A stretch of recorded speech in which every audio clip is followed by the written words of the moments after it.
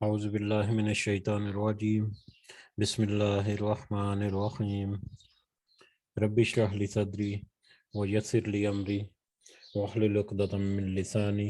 یفقہوا قولی رب یسر ولا تعسر وتمم بالخیر اللہم لا سہل الا ما جعلتہ سہلا وانت تجعل الحزن اذا شئت سہلا اللہم انفعنی بما علمتنی وعلمنی ما ینفعنی وزدنی علما آمین یا رب العالمین۔ آج ہم انشاءاللہ اللہ کے خاص فضل و کرم سے، اس کی توفیق سے، سورۃ الانفال کی آیت نمبر 67 سے آنورڈ دیکھیں گے۔ اس کا لاکھ لاکھ شکر جس نے ہمیں یہ توفیق دی اور جس نے ہمارے دلوں میں یہ ڈالا کہ ہم اپنے دن کا آغاز اس کے بابرکت کلام سے کریں، اس کو سمجھنے کی کوشش کریں۔ اللہ سے دعا ہے کہ اس کا صحیح نفع علم جو ہے، نفع جو ہے اس دنیا میں بھی اور آخرت میں بھی ہمیں اور ہم سب کو، ہمارے ساتھیوں کو، ہمارے اہل و عیال کو اللہ تعالیٰ نصیب فرمائے، آمین یا رب العالمین۔ جی، آیت نمبر 66 تک ہم نے کل دیکھا تھا، پڑھا تھا، اور پچھلا جو ٹاپک چل رہا تھا کل، خاص کر جو ٹاپک ہماری نظروں سے گرا وہ تھا اللہ تعالیٰ کی ہدایات یا اللہ تعالیٰ کے احکامات جنگ کے لیے تیاری کے بارے میں، کہ کس طرح سے ہر وقت جنگ کے لیے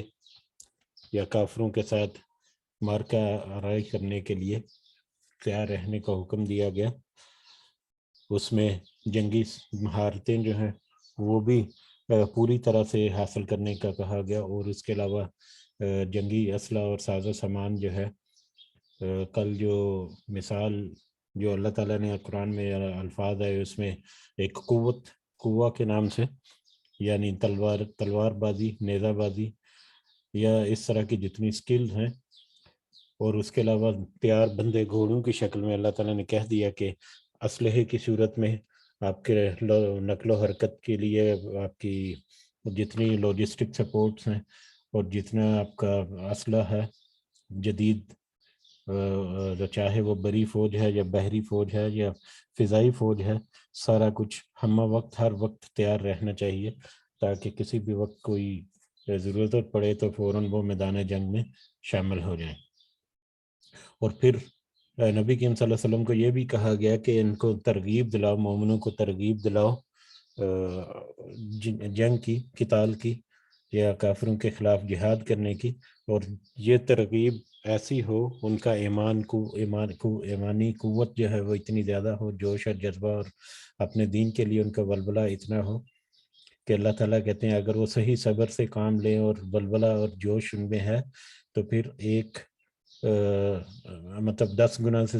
بڑا دشمن جو ہے، 10 گنا دشمن جو ہے بڑا، اس کے پر بھی قابو پا سکتے ہیں۔ پھر بعد میں اس کو 2 گنا کر دیا۔ اب اس آیت کے مطابق کم از کم 2 گنا اگر ہے، یہ پچھلی ہی آیت ہے 67 کے، اگر 2 گنا بڑا دشمن بھی ہے تو پھر بھی جہاد میں آنے سے یا اس کے خلاف لڑنے سے مطلب مومن جو ہے وہ پیچھے نہیں ہٹ سکتا۔ اس کے لیے یہ ضروری ہے کہ 2 گنا بڑا دشمن جو ہے اس کے لیے بھی وہ کھلے طور پر سامنے آئے اور اس کا مقابلہ کرے، اور یقیناً اللہ تعالیٰ مدد کرے گا، اور اللہ تعالیٰ جب مدد کرے گا تو پھر یقیناً فتح اور نصرت ملے گی، اور اللہ تعالیٰ جو ہے وہ تو صبر کرنے والوں کے ساتھ ہے، جو صبر کے ساتھ بھی کام کرتے ہیں اللہ تعالیٰ ان کی ضرور مدد فرماتے ہیں۔ اب ہم آگے بڑھتے ہیں آیت نمبر 67 کی طرف۔ اعوذ باللہ من الشیطان الرجیم۔ ما کان لنبی،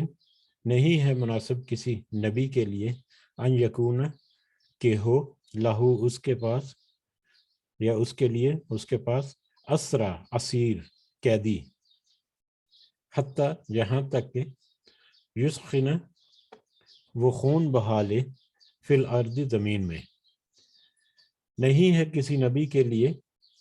کہ اس کے پاس قیدی ہوں، کہ اس کے لیے قیدی ہوں یا اس کے پاس قیدی ہوں، یہاں تک کہ وہ زمین میں خون بہا لے۔ تریدون، تم چاہتے ہو عرض الدنیا، دنیا کا سامان، دنیا کی عرض یا دنیا کا سامان، واللہ یرید الآخرہ، اور اللہ تو آخرت کو چاہتا ہے۔ اب یہاں پر ایک نیا اشارہ اللہ تعالیٰ کی طرف سے ملا۔ ہم نے دیکھا تھا کہ غزوہ بدر میں 70 کافر جو ہیں، ان کے بڑے بڑے سردار جو ہیں وہ مارے گئے، اور تقریباً 70 ہی جو لوگ تھے ان کو قیدی بنا لیا گیا۔ اب وہ جو قیدی بنائے گئے ان میں، کیونکہ وہ مکہ سے ہی آئے ہوئے تھے، اور جو مہاجر یہاں پر مدینہ میں موجود ہیں وہ بھی مکن، اور ان کے کچھ قریبی رشتہ دار، بہت ہی قریبی رشتہ دار جو ہیں وہ بھی ان قیدیوں میں شامل تھے، کچھ مکہ میں جو مہاجر تھے مدینہ میں ان کے، یہاں تک کہ نبی کریم صلی اللہ علیہ وسلم کے چچا حضرت عباس جو ہیں وہ بھی وہ اس وقت تک ایمان نہیں لائے تھے، اور وہ بھی ان قیدیوں میں شامل تھے۔ بہرحال ایک معاملہ یہ پیش آیا، کیونکہ اس طرح سے جنگ کے بعد واضح طور پر قیدیوں کے لیے بھی احکامات نہیں تھے، جیسے شروع میں ہم نے دیکھا کہ مال غنیمت کے، مومنوں کے لیے مال غنیمت کے کوئی واضح احکامات یا کوئی پہلے سے واضح قانون نہیں تھا شریعت اسلامی میں، اللہ تعالیٰ کی طرف سے کچھ ایسا واضح حکم نہیں تھا۔ اسی طرح سے قیدی جو ہیں، جنگ کے قیدی جو ہیں، ان کے لیے بھی کوئی ٹھوس واضح حکم جو ہے وہ موجود نہیں تھا۔ کچھ معاملات جو پہلے سے علم تھا اس میں یہ ہے کہ فدیہ دے کر، مطلب ان کے بدلے میں فدیہ دیا جا سکتا ہے، ٹھیک ہے، ان کے بدلے میں فدیہ دیا جا سکتا ہے، یا ان کو قتل بھی کیا جا سکتا ہے۔ بہرحال اب یہ جب معاملہ پیش آیا کہ یہ کہ جو قیدی ہیں ان کے ساتھ کیا سلوک کیا جائے، تو نبی کریم صلی اللہ علیہ وسلم نے مشورہ لیا اپنے قریبی صحابہ سے۔ تو کچھ صحابہ جو ہیں، جس میں حضرت عمر بھی شامل تھے، انہوں نے کہا کہ ان کو قتل کر دینا چاہیے، کیونکہ یہ کافر ہیں اور کافروں کا زور ٹوٹنا چاہیے، ہم نے کافروں کے اوپر ضرب لگائی ہے اگر، تو ان کا حوصلہ جو ہے وہ اور پست ہونا چاہیے، تو ان کو قتل کر دینا چاہیے، ان کو مار دینا چاہیے۔ جبکہ کچھ صحابہ، جس میں حضرت ابو بکر صدیق جو ہے رضی اللہ تعالیٰ عنہ، وہ بھی شامل تھے، انہوں نے کہا کہ ان کو واپس کر کے فدیہ لے لینا چاہیے، فدیہ کے بدلے میں ان کو آزاد کر دینا چاہیے، اور یہ فدیہ جو ہم حاصل کریں گے یہ آئندہ آنے والی جنگوں کے لیے، یا مسلمانوں کے حالات بھی بڑے پتلے ہیں تو ان کے لیے، یا آئندہ آنے والے جو مارکے ہیں ان کے لیے تیاری کرنے کے لیے کام آئیں گے یا استعمال میں آئیں گے۔ تو نبی کریم صلی اللہ علیہ وسلم کا بھی رجحان اسی طرف بڑھا کہ فدیہ دے کر ان کو آزاد کر دینا چاہیے، فدیہ لے کر فدیہ کے بدلے ان قیدیوں کو آزاد کر دینا چاہیے، لہٰذا یہی فیصلہ ہوا اور فدیہ کے بدلے ان کو آزاد کر دیا گیا۔ جبکہ اللہ تعالیٰ کو یہ عمل جو ہے اس کی پکڑ کر لی، کیونکہ اس سے پہلے ہم نے دیکھا ہے کہ اللہ تعالیٰ کا حکم ہے کہ قتال یا جہاد یا جنگ کرو کافروں کے خلاف جب تک کہ فتنہ نہ ختم ہو جائے، فتنے کے ختم ہونے تک یا اللہ کے نظام کو قائم ہونے تک جنگ کرنی ہے، یہ اللہ تعالیٰ نے حکم دیا تھا۔ اب یہ جو معاملہ ہوا اس میں کوئی اللہ کے حکم کے خلاف تو کوئی ایسی بات نہیں ہوئی تھی، کہ مطلب فدیے کا بھی ایک آپشن موجود تھا، قتل کرنے کا بھی آپشن موجود ہے، اس کے علاوہ مال غنیمت جو ہے اس کو بھی اس کی حرمت جو ہے وہ بھی اللہ تعالیٰ کی طرف سے آ چکی تھی کہ اب یہ مال غنیمت جو ہے یہ تمہارے لیے حلال ہے، ٹھیک ہے۔ تو اب خلاف شریعت تو کام نہیں تھا، لیکن ایک افضل کام جو ہے یا اعلیٰ کام جو اس آیت کی روشنی میں کہ جب تک فتنہ باقی ہے جہاد جو ہے وہ فرض ہے، یا جہاد کرنا ہے، جہاد کرنے کا حکم دیا مومنوں کو، اس آیت کی روح سے یہ افضل یہی تھا کہ ان کو قتل کر دیا جاتا، تاکہ اس کا کفر جو ہے، کفر کا زور جو ہے وہ ٹوٹے، یا کفر کی طاقت جو ہے اس میں مزید کمزوری آئے، اس کو مزید کمزور کیا جا سکے۔ بہرحال یہ واقعہ بھی اللہ تعالیٰ کی حکمت اور اسی کی منشا کے تحت تھا، اسی کے منشا کے تحت تھا، اور اس کے بھی دوسرے نتائج جو ہے وہ نکلے، لیکن اس آیت کے سے ہمیں یہ ضرور اندازہ ہوتا ہے کہ جو افضل کام ہے، جو زیادہ افضل کام ہے، اس کو فوقیت دینی چاہیے بنسبت کے کم افضل کاموں کے۔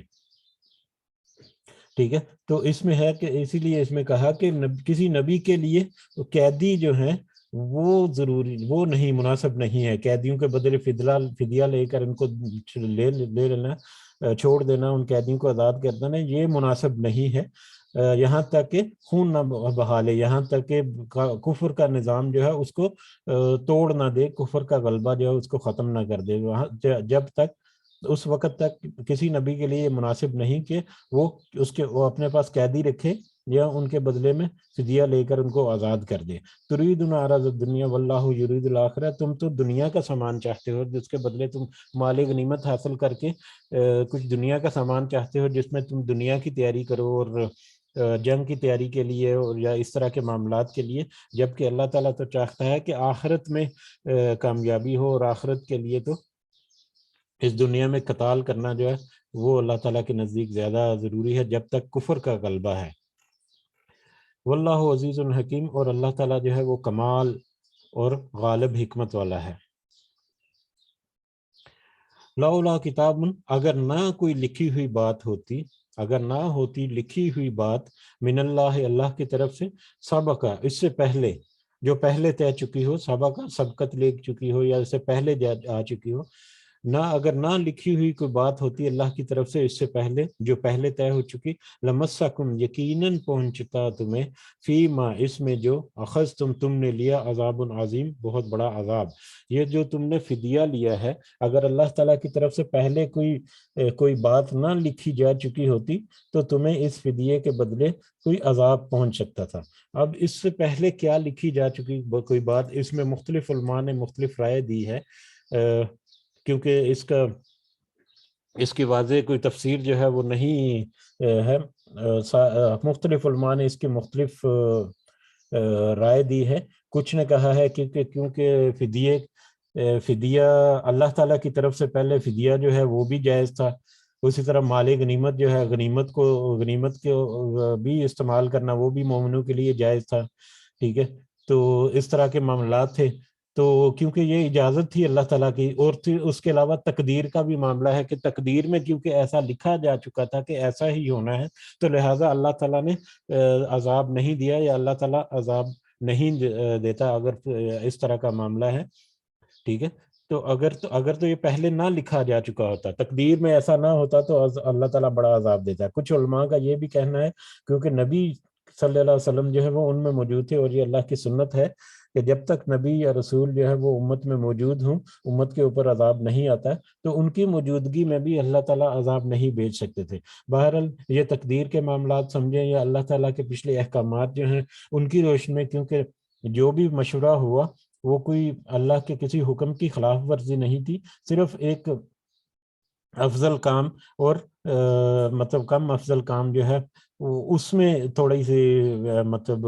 معاملہ ہوا جس کی وجہ سے اللہ تعالیٰ نے یہ پکڑ لیا. اور اس میں بھی اللہ تعالیٰ کی بہت بڑی حکمت پوشیدہ ہے جو بعد میں آگے آنے والی آیت میں ہم دیکھتے ہیں وہ کیا ہے. بہرحال جو بھی معاملات ہیں، اگر اللہ تعالیٰ کی طرف سے یہ پہلے سے طے نہ ہوتا یا لکھی ہوئی بات نہ ہوتی، یا لکھی کتاب، ان سے کچھ لوگ لوح محفوظ بھی، کچھ علماء نے لیا ہے کہ کیونکہ لوح محفوظ میں یا تقدیر میں جو کچھ لکھا جا چکا اس کے تحت ہی سارا کچھ ہے، تو پھر اللہ تعالیٰ عذاب نہیں دیتے.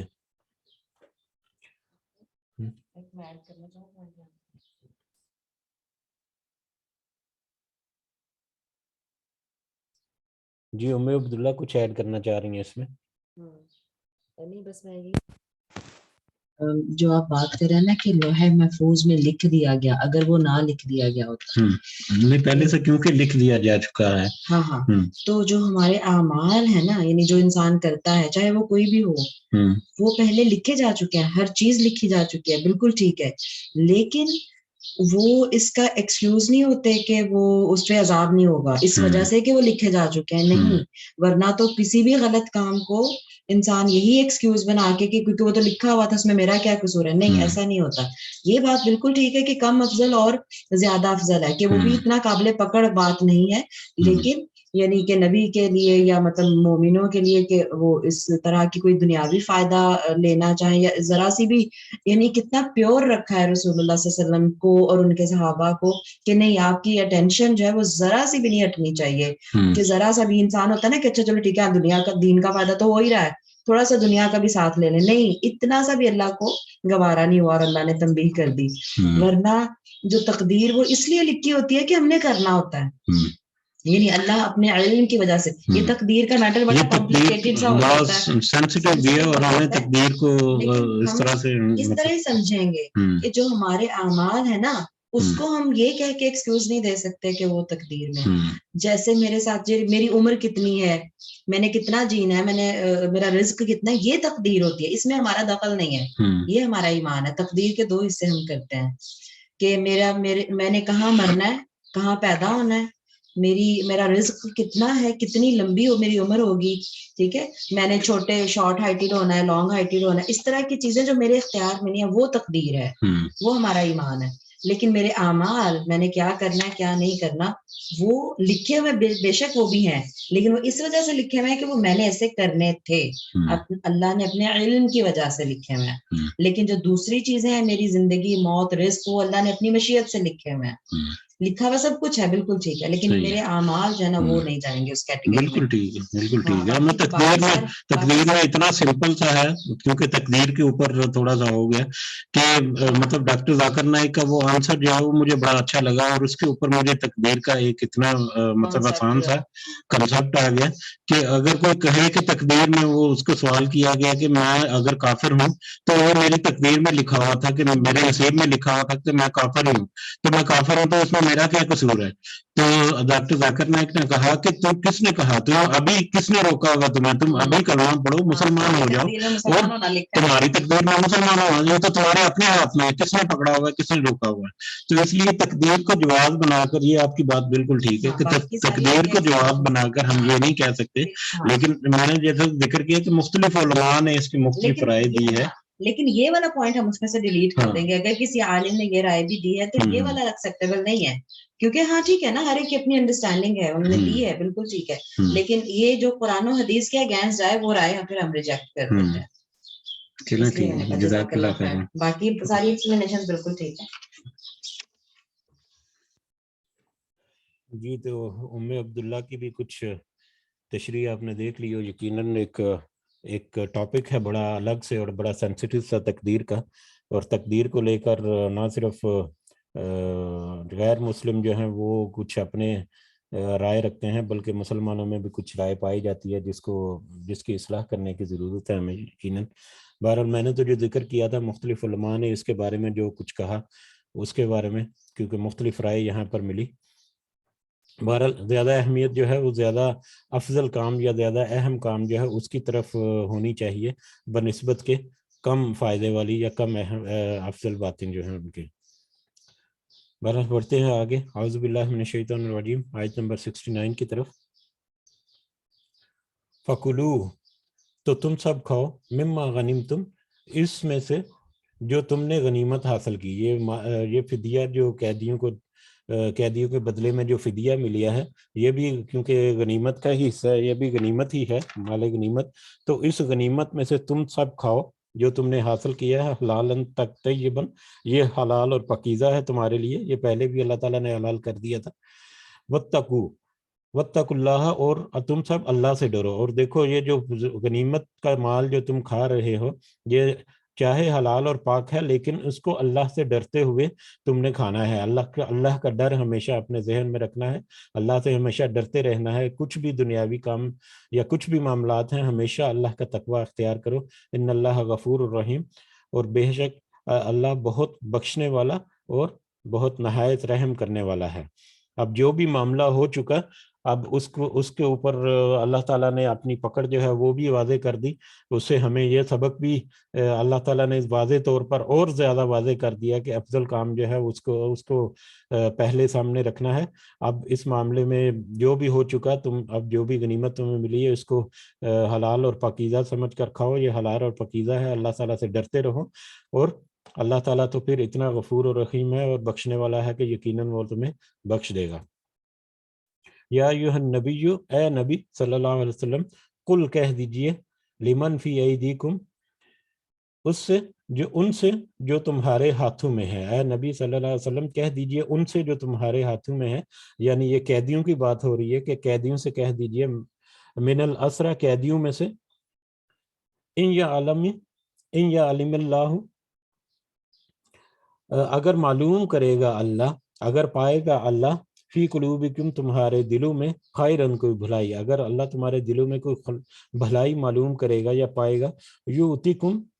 تو وہ دے گا، خیرن، زیادہ بہتر، مما اخذ منکم، اس سے جو لیا گیا ہے تم سے فدیے میں۔ اب جب قیدیوں کو رہا کر دیا گیا فدیے کے بدلے میں، تو پھر نبی کریم صلی اللہ علیہ وسلم نے مطلب نبی کریم صلی اللہ علیہ وسلم کو کہا گیا اللہ کے تعالیٰ کی طرف سے اس آیت کی روح سے کہ یہ جو نبی جب آزاد ہو رہے ہیں فدیہ دے کر، تو ان سے کہہ دو کہ اگر تمہارے دلوں میں، اللہ تمہارے دلوں میں کوئی خیر دیکھے گا، کوئی بھلائی دیکھے گا، تو تمہیں اس فدیے سے زیادہ بہتر چیز جو ہے وہ عطا کر دے گا، زیادہ بہتر عطا کر دے گا۔ ٹھیک ہے، تو اب یہ جو قیدی جو یہاں سے رہا ہوئے تھے، ان کو یعنی کہ ایک کہہ لے کہ ایک دفعہ دوبارہ دعوت حق یا دعوت توحید ان کو دے دی گئی کہ اگر تم غور و فکر کرو، اگر تم اسلام کو قبول کرو، اگر اپنی اصلاح کرو، اپنے دل کو مائل کرو، تو اگر ایسا کرو گے تو اللہ تعالیٰ کو تمہارے دل میں اگر کوئی نیت ایسی یا تم ایسی کوئی نیت کرو گے تو تمہیں اس سے زیادہ بہتر مل سکتا ہے، یا اس سے زیادہ بہتر اللہ تعالیٰ عطا کرے گا۔ یہ ان کے لیے ایک دوبارہ سے دعوت حق ہے کہ ٹھیک ہے، اب جا تو رہے ہو، تمہارا حال کیا ہوگا، پچھلی کافروں کا ساتھ دے کر کیا ہے، اب مسلمان کیسے مضبوط ہو رہے ہیں، اگر تم ایمان لے آؤ یا اللہ تعالیٰ تمہارے دل میں کوئی بھلائی محسوس کرے گا تو تمہیں اس سے اور زیادہ دے گا جتنا تم سے فدیہ لیا گیا۔ اس کی مثالیں کچھ صحابہ جو ہیں بعد میں مسلمان ہوئے اور انہوں نے دین کا بہت کام کیا اور ان کو عزت بھی ملی، شہرت بھی ملی، اور مطلب آخرت کی کامیابی جو ہے وہ تو سب سے بڑا انعام ہے جو اللہ تعالیٰ کی طرف سے ملا۔ تو یہ تو ان میں سے جو قیدی ہیں، قیدیوں میں سے بعد میں کچھ جو صحابہ مسلمان ہیں، اس میں سب سے بڑی مثال حضرت عباس رضی اللہ تعالیٰ عنہ کی ہے کہ انہوں نے بعد میں اسلام قبول کیا اور بہت ساری خدمات جو ہیں اسلام کے لیے انہوں نے انجام دی۔ تو بہرحال ان قیدیوں سے کہہ دیجئے کہ اگر اللہ تمہارے دل میں کوئی خیر پائے گا، کوئی بھلائی پائے گا، تو یقیناً اس سے بھی بہتر دے گا جو تم فدیہ کے طور پر دے رہے ہو مسلمانوں کو، وَيَغْفِرْ لَكُمْ، اور وہ بخش دے گا تمہیں، اور اس کی ایک اور نعمت جو ہے وہ تمہیں بخش بھی دے گا۔ اب تمہارے پچھلے جو بھی معاملات ہوئے وہ تو ہو چکے، اگر تم صحیح معنوں میں اسلام کی طرف آتے ہو تو اللہ تعالیٰ تمہیں بخش بھی دے گا۔ واللہ غفور الرحیم، اور اللہ تعالیٰ خوب بخشنے والا اور نہایت رحم کرنے والا مہربان ہے۔ وَإِن يُرِيدُوا خِيَانَتَكَ، اگر وہ سب ارادہ کر لیں آپ سے خیانت کا، اگر وہ سب ارادہ کر لیں آپ سے خیانت کا، یعنی وہ یہاں سے جا تو رہے ہیں تو کل کو یہ ارادہ کر لیں کہ مطلب ظاہری طور پر وہ مسلمان ہو جائیں گے لیکن دل سے وہ اندر سے اسی طرح سے کفر کا ساتھ ہی دیتے رہیں گے، تو یہ خیانت ہے۔ تو اگر وہ اس طرح سے خیانت کا کوئی ارادہ کر لیں، فقد خانوا، تو یقیناً وہ سب خیانت کر چکے اللہ سے، اس سے پہلے جو خیانت کر چکے، من قبل، اس سے پہلے، فَأَمْكَنَ مِنْهُمْ، تو اس نے ان کو گرفتار کرا دیا۔ اب اگر وہ خیانت کا ارادہ رکھتے بھی ہیں تو اس سے پہلے بھی انہوں نے خیانت کی اور اس خیانت کا نتیجہ انہوں نے دیکھ ہی لیا۔ اگر وہ کفر میں ہی رہنا چاہتے ہیں، ظاہری طور پر بے شک مسلمان ہو جائیں، لیکن اگر صحیح معنوں میں وہ کفر کا ساتھ ہی دینا چاہتے ہیں یا اسلام کے ساتھ خیانت ہی کرنا چاہتے ہیں، اللہ کے ساتھ خیانت ہی کرنا چاہتے ہیں، تو اللہ سے خیانت کا نتیجہ تو انہوں نے دیکھ لیا کہ پہلے ان کے ساتھ کیا معاملات ہیں، کتنی سختی ہے، پھر ان کو قیدی بھی بنا دیا گیا، بعد میں رہا بھی کیا گیا، یہ معاملہ دوبارہ بھی ہو سکتا ہے، یہ تو انہوں نے پہلے دیکھ ہی لیا کیا ہوا۔ واللہ علیم حکیم، اور اللہ جو ہے وہ خوب جاننے والا اور کمال حکمت والا ہے۔ جو کچھ دلوں میں ہے، جو کچھ ظاہر ہے، اللہ تعالیٰ بہت اچھی طرح سے جانتے ہیں، اور اللہ تعالیٰ کی حکمت جو ہے اس کو وہ کسی کے تابع نہیں ہو سکتی۔ ان الذین آمنوا، بے شک وہ لوگ جو ایمان لائے، بے شک مومن جو ہیں، وہاجروا، اور جنہوں نے جہاد کیا، وجاہدوا باموالہم، اور اپنے مالوں سے جہاد کیا، وانفسہم، اور اپنی نفسوں سے، اپنی جانوں سے، بے شک وہ لوگ جو ایمان لے کے آئے، جنہوں نے ہجرت کی، اور جنہوں نے اپنے مالوں اور جانوں سے جہاد کیا۔ یہ ہے، یہ اگلی کچھ آیات میں ہمیں ملیں گے 3 طرح کے مومن ملیں گے، یا 3 طرح کے مسلمان جو ہیں وہ ملیں گے، 3 کیٹیگریز۔ پہلی کیٹیگری ہے، یا پہلی ایک گروپ کہہ لیں، یہ اس کو کیٹیگرائز نہیں کرنا چاہیے، ہم ایک دوسرے کے اوپر فوقیت دینے کے پوائنٹ آف ویو سے بات نہیں کر رہے، صرف ایک زمانی ترتیب کے حساب سے کہہ لیں یا جو بھی ہے۔ تو سب سے پہلے جو مسلمان ہیں، جو مکہ میں ہی مسلمان ہوئے، نبی کے صلی اللہ علیہ وسلم کا ساتھ دیا، مکہ میں مصیبتیں جھیلی، مکہ کی ساری مشکلوں کا انہوں نے سامنا کیا، پھر وہ ہجرت کی، ہجرت کرنے کے بعد انہوں نے نبی کے صلی اللہ علیہ وسلم کے ساتھ مل کر جہاد کیا، اپنے مال جو ہیں وہ بھی اس میں صرف کیا، اور اپنی جانیں جو ہیں وہ بھی اس میں پیش کی جہاد کے لیے۔ تو یہ پہلی قسم کے یا پہلا گروہ جو ہے مسلمانوں کا یا مومنوں کا وہ ہے کہ بے شک وہ لوگ جو ایمان لے کر آئے، جنہوں نے ہجرت کی اور اپنے جانوں اور مالوں کے ساتھ جہاد کیا۔ نمبر 1 ایک یہ جہاد کیا فی سبیل اللہ، اللہ کے راستے میں۔ والذین آووا ونصروا، اور وہ لوگ جن سب نے جگہ دی، ان سب کی مدد کی، جگہ دی اور ان سب کی مدد دی، ٹھیک ہے۔ دوسری قسم کے لوگ جو انصاری، مدینہ کے جو انصار تھے، جنہوں نے مسلمانوں کو ویلکم کیا مکہ سے ہجرت کے بعد، اور ان کو جگہ دی، ان کے ساتھ بھائی چارہ بھی نبی صلی اللہ علیہ وسلم نے قائم کیا، اور اس کو بھی انہوں نے بہت اچھی طرح سے نبھایا۔ تو یہ 2 طرح کے لوگ یا 2 گروہ جو ہیں مومنوں کے، ایک مومنوں کے گروہ جو مہاجر ہیں جنہوں نے ہجرت کی، اور دوسرا مومنوں کا گروہ جنہوں نے ان مہاجروں کو جگہ دی اور ان کی مدد کی۔ اب ان کے بارے میں ہے اولئک بعضهم اولیاء بعض، وہ تو ان میں سے بعض دوست ہیں بعض کے، یعنی یہ تو ایک دوسرے کے دوست ہیں، ایک دوسرے کے دوست ہیں، ولی ہیں۔ والذین آمنوا، اور وہ لوگ جو ایمان لے آئے، ولم یہاجروا، اور جنہوں نے ہجرت نہیں کی۔ اب تیسری قسم کے وہ لوگ جنہوں نے جو ایمان تو لائے، جو مسلمان تو ہو گئے، لیکن انہوں نے ہجرت نہیں کی۔ کچھ لوگ ایسے بھی تھے جو مکہ میں یا مکہ کے ارد گرد کے کچھ قبائل میں جو موجود تھے، وہاں پر کافروں کا ہی غلبہ تھا، وہاں پر انہوں نے اسلام تو قبول کر لیا، لیکن اپنے مال کے لیے یا اپنی فیملیز کو چھوڑنا ان کے لیے مشکل لگا، یا اپنے کاروبار کو ترک کرنا مشکل لگا، یا ویسے وہ تھوڑے سے کمزور یا کم ہمت یا اس طرح کے معاملات ہوتے ہیں، مطلب ہر طرح کے لوگ جو ہیں وہ پائے جاتے ہیں معاشرے میں۔ تو کچھ لوگ ایسے بھی تھے جنہوں نے ہجرت نہیں کی تھی۔ تو یہاں پر اللہ تعالیٰ کہہ رہے ہیں کہ لیکن وہ لوگ جو ایمان تو لائے لیکن انہوں نے ہجرت نہیں کی، ما لکم من ولایتہم،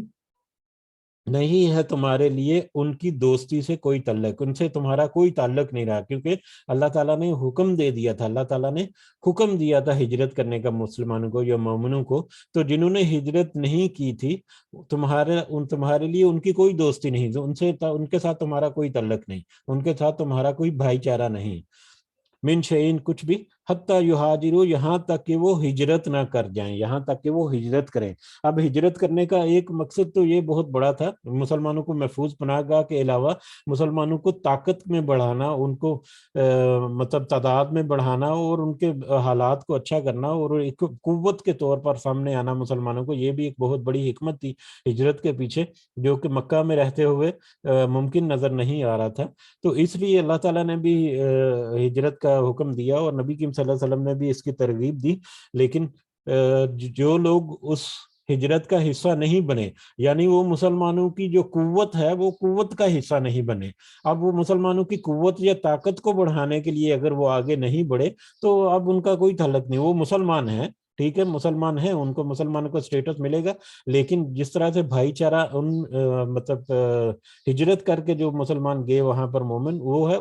اس جیسا نہیں ہو سکتا۔ تو ان سے کوئی تمہارا تعلق نہیں کسی چیز کا، حتیٰ یہاجروا، یہاں البتہ اگر وہ ہجرت کر کے آ جائیں، چھوڑ چھاڑ کر ہجرت کر کے اللہ کے حکم کے تحت آ جائیں، تو پھر ان کا معاملہ دوسرا ہے۔ وَإِنِ اسْتَنصَرُوكُمْ، اور اگر وہ سب مدد طلب کریں تمہاری، اب وہ جہاں پر بھی ہیں، جس بھی قبیلے میں یا جس بھی علاقے میں رہ رہے ہیں، اگر وہ سب مدد طلب کریں تمہاری فی الدین، دین میں، اگر دین کے معاملے میں وہ کوئی مدد طلب کریں، ان کو کوئی پریشانی ہے یا ان کو کوئی مدد کی ضرورت ہے دین کے معاملے میں، فَعَلَيْكُمُ النَّصْرُ، تو تمہارے لیے لازم ہے کہ تم ان کی مدد کرو، ہاں اگر وہ دین کے بارے میں کوئی دین کے کسی معاملے میں کوئی مشکل ہے یا کوئی معاملہ ان کے لیے پیچیدہ ہے اور وہ تم سے مدد طلب کرتے ہیں تو ان کو مدد ضرور کرو. وہ الگ ہیں, ان سے تمہارا کوئی بھائی چارے والا اس طرح سے رشتہ نہیں ہے جب تک کہ وہ ہجرت نہ کر جائے. ہاں اگر وہیں پر رہتے ہوئے وہ تم سے کوئی مدد چاہتے ہیں اپنے دین کے معاملے میں تو ان کی مدد ضرور کرو. الا علی قوم, ہاں وہ مدد بھی اس صورت میں نہیں ہو سکتی الا مگر یا ما سوائے, الا مگر علی قوم, ایسی قوم کے خلاف, ایسی قوم کے خلاف تم مدد نہیں کر سکتے, بینکم و بینہم میثاق, کہ تمہارے اور ان کے درمیان عہد ہو. اب وہ مسلمان جو ہے وہ کسی ایسے علاقے میں رہ رہے ہیں یا کسی ایسے قبیلے میں رہ رہے ہیں جس کے ساتھ مسلمانوں کو کوئی ایگریمنٹ ہے, کوئی صلح کا معاہدہ ہے کہ وہ ایک دوسرے کے خلاف کوئی عمل نہیں کریں گے یا ایک دوسرے کے خلاف کوئی اقدام نہیں کریں گے. اب وہاں پر کوئی مسلمان ہے یا کوئی آباد ہے, اگر وہاں پر ان کو پرابلم ہے تو ایسا نہیں کہ اس مسلمان کی مدد کرنے کے لیے تم اس قبیلے کے اوپر ہی چڑھ دوڑو کہ وہ اپنے مسلمان بھائی کی مدد نہیں. جو عہد ہے, جو میثاق کیا ہوا ہے, اس کو اہمیت جو ہے وہ ضرور دینی ہے. اگر کسی قبیلے کے درمیان ایک صلح کا معاہدہ ہے تو اس معاہدے کی پاسداری ضرور کرنی ہے. اس طرح کے اقدام کیے بغیر ان کی جو مدد کر سکتے ہو, جا کے بات چیت کرو, ان کے مسائل حل کرنے کی کوشش کرو, ان کے سرداروں کے ساتھ یا ان کے دوسروں کے ساتھ بات چیت کر کے ان کے لیے معاملات آسان بناؤ, یا اس طرح سے مدد کر سکتے ہو کرو, لیکن معاہدے کی خلاف ورزی کرتے ہوئے تم ان کی مدد بھی نہیں کر سکتے. ٹھیک ہے, تو یہاں پر یہ واضح ہو گیا کہ جو پہلے مہاجر جنہوں نے ہجرت کی, دوسرے نصارہ جو ہیں وہ تو ایک دوسرے کے بھائی ہیں, لیکن جنہوں نے مومن تو ہو, جو اسلام تو لائے, لیکن جنہوں نے ہجرت نہیں کی ان سے تمہارا دوستی والا کوئی تعلق نہیں, کوئی بھائی چارہ اس طرح سے نہیں جب تک کہ وہ ہجرت نہ کریں. ہاں اگر ان کو مدد کی ضرورت ہے تو ایک لمیٹڈ پیرامیٹرز میں ان کی مدد ضرور کی جا سکتی ہے, بشرطے کہ اس میں کوئی معاہدے کی, کسی معاہدے کی خلاف ورزی نہ ہو. واللہ بما تعملون بصیر, اور اللہ اس کو جو تم عمل کرتے ہو خوب اچھی طرح سے دیکھنے والا ہے. اللہ تعالیٰ ہر چیز کو, تمہارے ہر عمل کو خوب اچھی طرح سے دیکھنے والا ہے. والذین کفروا, اور وہ لوگ جن سب نے کفر کیا, بعضهم اولیاء بعض, ان کے بعض دوست ہیں بعض کے. یہ ایک اہم آیت ہے, اس کو بھی ہمیں کوشش کریں گے کہ ہم سمجھیں اس کو, اللہ تعالیٰ ہمیں توفیق دے کہ ہم اس کو سمجھ سکیں. اور وہ لوگ جنہوں نے کفر کیا, بعض اولیاء بعض, وہ ایک دوسرے کے دوست ہیں. الا, اگر نہ, تفعلوہ, تم سب کرو گے اسے, اگر تم اسے نہیں کرو گے, تکن, تو ہوگا, فتنۃ, فتنہ, فی الارض, زمین میں, و فساد کبیر, اور بہت بڑا فساد. کافر جو ہیں وہ تو ایک دوسرے کے دوست ہیں, اگر تم ایسا نہیں کرو گے تو پھر زمین میں فتنہ اور فساد, بہت بڑا فتنہ اور فساد ہوگا. اب یہاں پر کہا گیا کہ کافر جو ہیں, چاہے وہ کیسے بھی ہیں, جو غیر مسلم جو ہیں, غیر مسلم اگر کہیں گے تو اس کا دائرہ ہمیں وسیع نظر آتا ہے. کافر میں اگر کہیں گے تو ہمیں عام طور پر مشرک لوگ نظر آتے ہیں, بلکہ یہودی اور عیسائی اور دوسرے جتنے مذاہب ہیں وہ سب کافروں میں شامل ہوتے ہیں, غیر مسلم میں. تو کافر تو ایک دوسرے کے دوست ہیں. جس طرح سے کافر جو ہیں وہ ایک دوسرے کے دوست ہیں, اور اگر ہم دیکھیں تو وہ اس وقت بھی جتنے کافر تھے, جتنے مشرک قومیں تھیں یا غیر مسلم قومیں جتنی تھیں, ان سب قوموں کا آپس میں اتفاق تھا, ان سب قوموں کا آپس میں رابطہ بھی تھا, کسی نہ کسی معاملے میں ان کی بات چیت چلتی رہتی تھی, کسی نہ کسی معاملے میں وہ مدد کرتے رہتے تھے. اور خاص کر جب مسلمانوں کے مقابلہ آیا, مسلمانوں کے مقابلے میں ہوئے, تو اس وقت تو وہ ساری کی ساری قوتیں جو ہیں, سارے کافروں کے گروہ جو ہیں وہ تو ایک دوسرے کے ساتھ کھڑے نظر آتے تھے. کچھ جو منافقین ہیں وہ ظاہری طور پر مسلمانوں سے کے ساتھ ملے ہوئے, لیکن اندر سے جڑوں سے وہ ان کافروں کے ساتھ ہی کھڑے تھے. تو یہ جس طرح سے یہ کافر ایک دوسرے کے دوست ہیں, اگر تم اس طرح سے اپنے اندر دوستی اور بھائی چارہ والا رشتہ نہیں کرو گے, اور جب تک تم آپس میں تعلقات کو مضبوط نہیں کرو گے اور اپنی قوت کو ان کے مقابلے میں بڑھا چڑھا کر ظاہر نہیں کرو گے, تو تم زمین میں بڑا فتنہ اور فساد نظر آئے گا. تم زمین دیکھو کہ زمین میں کتنا بڑا فتنہ اور فساد ہے. یہ اس وقت کے حالات کے تناظر میں بھی بات سچ ہے, اور آج کے دور کی تناظر کو اگر دیکھا جائے تو آج بھی ہمیں یہ بات نظر آتی ہے کہ آج ایک ایسا وقت آ چکا ہے کہ جب مسلمانوں کے علاوہ باقی جتنی قوتیں ہیں وہ تقریباً آپس میں ملی ہوئی ہیں. ٹھیک ہے، سب کا آپس میں گھٹ جوڑ ہے اور سب مسلمانوں کے خلاف کھڑے ہیں. اور افسوس کے ساتھ کہنا چاہتا ہوں مسلمانوں کی جتنی قومیں یا جتنے جہاں پر ملک ہیں ان سب کا آپس میں اس طرح سے مضبوط رشتہ یا مضبوط دوستی نہیں ہے جس کی جو ہونی چاہیے. اسی وجہ سے مسلمان جو ہیں وہ کمزور ہیں اور اکثر جو معاملوں میں ان کو شکست کھانی پڑتی ہے، خاص کر انٹرنیشنل پولیٹکس کے معاملات میں اگر ہم دیکھیں تو مسلمان جو ہیں وہ سیاسی معاملات میں کہہ لیں یا اپنے تجارتی اور اکنامک میٹرز میں کس طرح سے ایک دوسرے کو مطلب ساتھ دینے سے کتراتے ہیں، یا مسلمان متحد ہونے لگتے ہیں تو کافر بیچ میں آ جاتے ہیں اور ان میں بگاڑ ڈال دیتے ہیں اور کس طرح سے معاملے ہوتے ہیں. تو آج بھی اگر مسلمان اکٹھے ہو کر ایک قوت بن جائے تو وہ خوف اور لرزہ طاری کر سکتے ہیں جتنے بھی نان مسلم کنٹریز ہیں.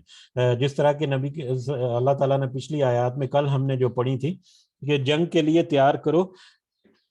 اور جنگ کے لیے ہر وقت تیار رہو، چاہے وہ جنگی مہارتیں ہیں یا جنگی اسلحہ اور ساز و سامان اور نقل و حرکت اور سارا کچھ ہے، پوری فوج جو ہے اس کو تیار رکھو اور اس کے ذریعے سے تم ڈراؤ اپنے اور اللہ کے دشمنوں کو بھی اور ان کو بھی جن کو تم نہیں جانتے، جو ظاہری طور پر تمہارے دوست ہیں ان کے دل میں بھی تھوڑا سا خوف ہونا چاہیے کہ ہاں یہ تو بڑے طاقتور قوم ہے یا ان کے پاس ایک اچھی خاصی طاقت موجود ہے، تو لہٰذا ان کے خلاف کوئی ایسا اقدام نہیں کر سکتے. تو آج ہمیں بہت ضرورت ہے اس آیت کو سمجھنے کی اور پرکھنے کی کہ کافر تو ایک دوسرے کے دوست ہیں، انہوں نے تو ایک دوسرے کے ساتھ ایسے گھٹ جوڑ کیا ہوا ہے مسلمانوں کے مقابلے میں، اگر تم بھی ایسا نہیں کرو گے تو تم زمین میں بڑا فتنہ اور فساد جو ہے وہ پاؤ گے. تو یہ اس آیت کی بڑی ضرورت ہے آج کے دور میں بھی ہمیں. اللہ تعالیٰ سے دعا ہے کہ اللہ تعالیٰ ہمیں دیکھنا نصیب کرے کہ مسلمان جو جتنی قوتیں ہیں وہ متحد ہوں اور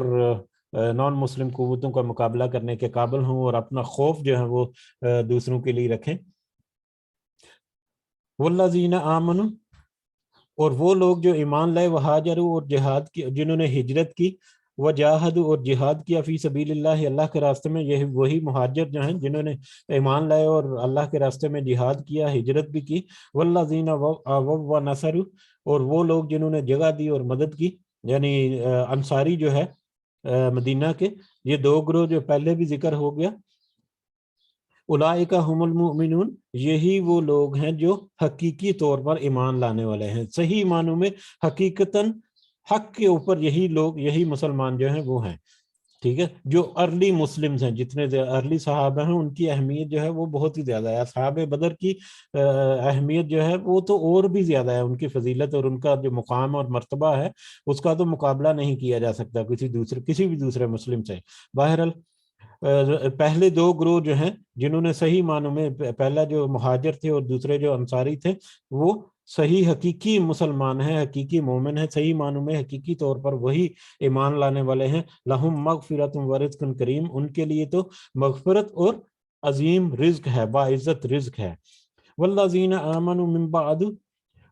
اور وہ لوگ جو اس کے بعد ایمان لائے. اب یہ دو گروپس کے بعد جو ایمان لائے ان کے بارے میں، وہاجروا وجاہدوا معکم، اور جنہوں نے بعد میں بھی ہجرت کی اور جہاد میں حصہ لیا، معکم تمہارے ساتھ مل کر. بعد میں جو آنے والے مسلمان ہیں، جو بعد میں مسلمان ہوئے اور انہوں نے ہجرت بھی کی اور جہاد بھی کیا، باقی معاملات میں بھی تمہارا ساتھ بھی دیا، فاولئک منکم، وہ بھی تم میں سے ہی ہیں. اب ایسا نہیں کہ پہلے لوگ جو ہیں وہ پہلے قرض گزرے اور بعد میں آنے والے ان کے لیے چلے آسانیاں ہیں اور یہ وہ، انہوں نے بھی اگر اسلام قبول کیا اور ہجرت کی اور اللہ کے راستے میں جہاد کیا تو وہ بھی تم میں سے ہی ہیں، اب وہ بھی تمہارے ہی ساتھی ہیں. وَأُولُو الْأَرْحَامِ بَعْضُهُمْ أَوْلَىٰ بِبَعْضٍ، اور رشتے والے ان میں سے بعض زیادہ حقدار ہیں بعض سے. اور رشتے والے ارحام کو ہوتا ہے رحمی رشتے. رحم جو ہے، رحم مادر جو ہے اس سے جو رشتے ہیں، یا خونی رشتے جو ہیں، سگے رشتے جو ہیں، وہ زیادہ حقدار ہیں ایک دوسرے کے. خونی رشتے جو ہیں وہ ایک دوسرے کے زیادہ حقدار ہیں. وہ یہ یہاں پر اس لیے بھی کہہ دیا کہ اب کیونکہ مواخات کا اللہ تعالیٰ، نبی کریم صلی اللہ علیہ وسلم نے مواخات مہاجروں اور انصار کے درمیان کی تھی، اور جس سے وہ ایک دوسرے کے بھائی ہو گئے اور کاروبار میں شیئرنگ ہوئی ان کی، اور گھروں میں سے بھی انہوں نے حصہ دیا. تو اس طرح سے ان کی بہت ہی گہریاں دوستیاں اور بہت ہی گہرے معاملات آپس میں ہوئے، لیکن اللہ تعالیٰ کہہ رہے ہیں کہ جو خونی رشتے ہیں وہ زیادہ حقدار ہیں کہ ان کا حق زیادہ نبھایا جائے. یعنی وراثت کے قانون یہاں پر کہ یہ ایک پوائنٹ یہاں پر تھوڑا سا ملتا ہے کہ وراثت کے معاملات میں جو خونی رشتے ہیں وہی زیادہ اہمیت ہے، وہ زیادہ حقدار ہیں. اور جیسا کہ ذکر ہوا تھا کہ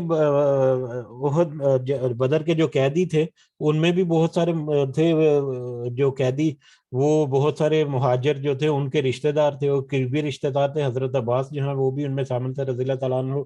تو جو بعد میں مسلمان ہوئے، تو جو بعد میں مسلمان ہوئے وہ بھی تمہارے ساتھی ہیں، اور جو خونی رشتے والے ہیں وہ ان کا پہلا زیادہ حق ہے تمہارے لیے. فی کتاب اللہ، اللہ کی کتاب میں، یا اللہ کے حکم کے مطابق، یا اللہ تعالیٰ کے حکم سے. ان اللہ بکل شیء علیم، بے شک اللہ ہر چیز کو خوب جاننے والا ہے. اللہ کے علم کے احاطے میں ہر چیز ہے اور وہ ہر چیز کو خوب اچھی طرح سے جاننے والا ہے.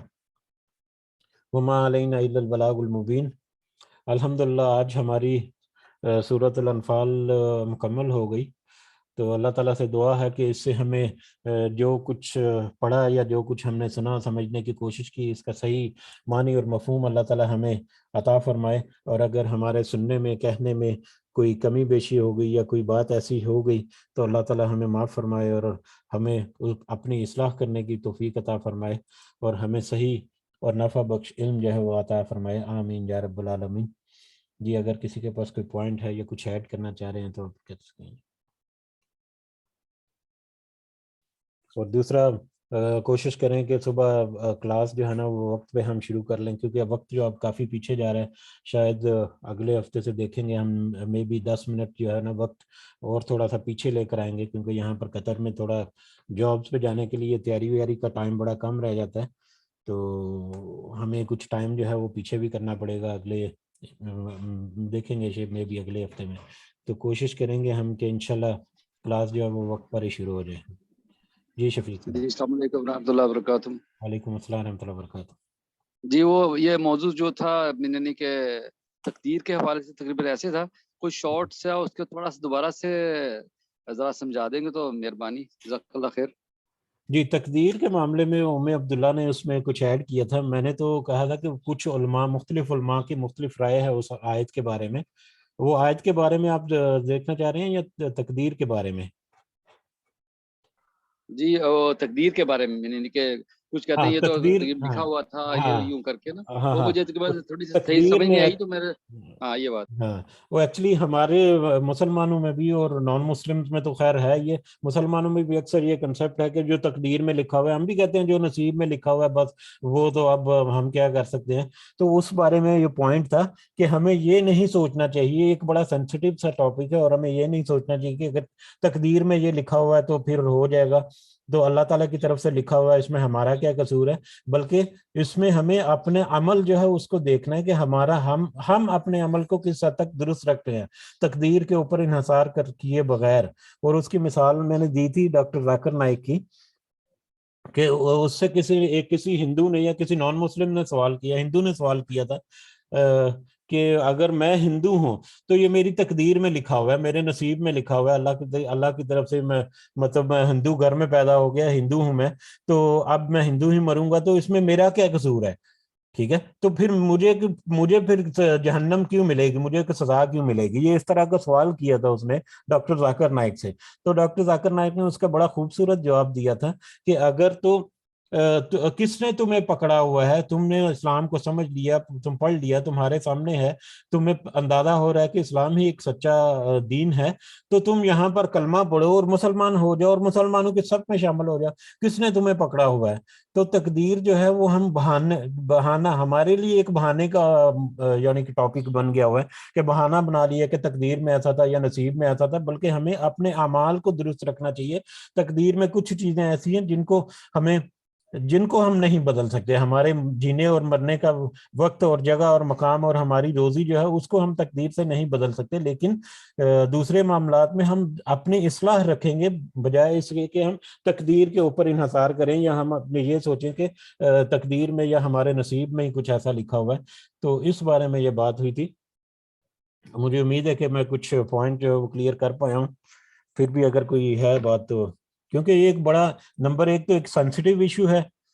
تقدیر کا میٹر، اور نمبر دو جو ہے یہ ایک بڑا وسیع ٹاپک ہے، اس کے اوپر تو بہت سارے مختلف موضوعات پہ بات ہوتی ہے پھر. جی جزاک اللہ خیر. اللہ سبحانہ تعالیٰ آپ سب کو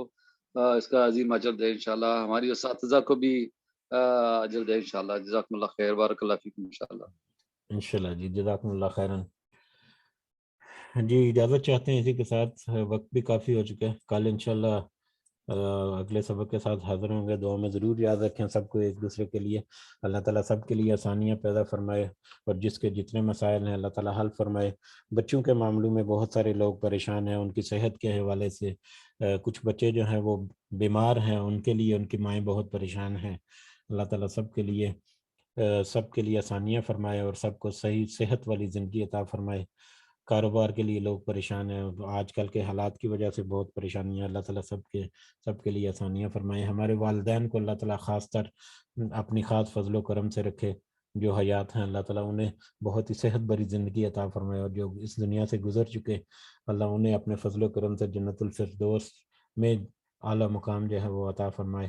رب ارحمہما کما ربیانی صغیرا، رب ارحمہما کما ربیانی صغیرا، رب ارحمہما کما ربیانی صغیرا. ربنا تقبل منا انك انت السميع العليم وتب علينا انك انت التواب الرحيم.